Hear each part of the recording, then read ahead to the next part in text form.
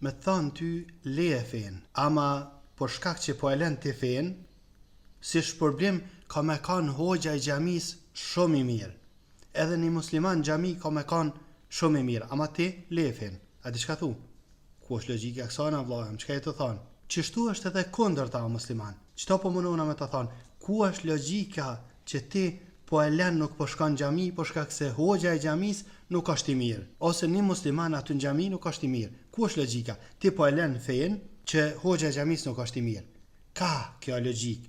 E njëjta është, sikur me thon leje fen ti e hoxha i xhamis bëhet shumë i mirë. Thu kjo s'ka logjik. Pas kjo s'ka logjik o musliman, vetëm se shejtani ta ka qit kurtën e të ka rrxuar me qita, të ka largu prej xhamis, të kujtu që ti po ban diçka se e ke lënë s'po shkon xhami, se shkon dikush, ose hoxha i xhamis po të pëlqen. E njëjta është, vetëm se shejtani te kjo ka pak më lehtë, se mundohet dhe me ta gjetë një arsye, jo hoxha kështu, jo ka thënë kështu, jo ka bë kështu, jo ai muslimani që shkon aty ai s'e pa bë, edhe çe.